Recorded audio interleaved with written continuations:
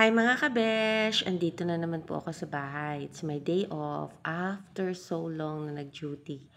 Siyempre, pag nagpahinga tayo, kasama na yung nanay duty natin. Di ba mga kabesh? Kaya eto ako ngayon sa garden canal ko. Ayan, malalaki na yung halaman ko. Alam nyo ba? Ang dami-dami na nilang bulaklak. Kaya nakakatuwang diligan. At siyempre, dapat inaalagaan mo sila, kinakausap dahil hindi pwedeng tanim lang yan. Para silang taong kailangan mo pa rin kausapin. At tanggalin mo yung mga lumang dahon. Yan ang gagawin niya. Yung maghalaman. Nakakantagal ito ng lungkot, stress. Kaya ako talagang mahal na mahal ko yung mga halaman ko. I always talk to them. Sabi ko, kumusta na kayo? Diba? Para mo silang mga kaibigan, kapatid, o diba? Nakita niyo naman yung mga talong ko. Ayan, may mga bunga na. May mga bulaklak na rin. Ang dami. Nakakatuwa na pag minamahal mo at inaalagaan mo yung maliit pa lang, tapos makikita mo sila, ang laki-laki na nila, tapos ang dami ng bulaklak. Hihintayin mo na lang lumaki para magkaroon ng mga bunga. O diba? Ang gusto-gusto pa namang mga talong yung ganito lang kaliliit. Kaya nakakatuwa. May mga papaya pa, sili, na mga bulaklakin, o diba? Ang daming kalat mga kabesh. Alam mo naman yung mga batang naglalaro sa harapan ko. Talagang sa harapan ng bahay namin. Talagang, naku, hindi marunong magtapon ng basura. Kaya sana matutunan nila na pag ang basura ay kailangan itinatapon sa basurahan.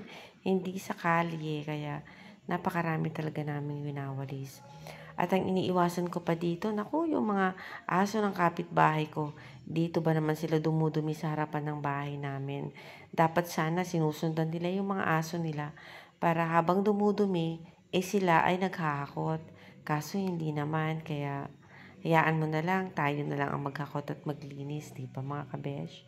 Pero siguro naiintindihan niyo rin ako minsan na talagang nakakapagod na rin na lagi tayong nagwawalis sa dumi ng kanilang mga aso.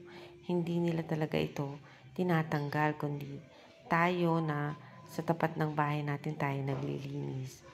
At syempre, habang naglilinis, ayan, magluluto pa ng ulam ng ating mga anak. Alam mo tayo, ng mga superwoman eh. Tapos, habang nagluluto, naglalaba. O, di ba mga kabesh? Ang saya-sayang maging ina kapag inilalagay mo to sa puso at isipan mo. Ang sayang maging ina. Huwag tayong magrireklamo. At least may mga anak tayong inaalagaan. Diba mga kabesh? Magpasalamat na lang tayo sa Panginoon na meron tayong mga anak na inaalagaan. O ayan o. Maghuhugas ka pa ng plato pagkatapos mong magluto. Kaya, naku, paano kang malulungkot sa bahay? Parang mas marami ka pang trabaho eh. O di ba mga kabesh? Ang importante, meron tayong mga anak at dapat masaya tayo sa lahat ng ating mga ginagawa. Bye for now mga kabesh. Thank you for watching. Sana makadalaw din ako sa bahay nyo. Tignan ko nga kung kaya nyo rin maging superwoman o Wonder Woman. Thanks mga kabesh!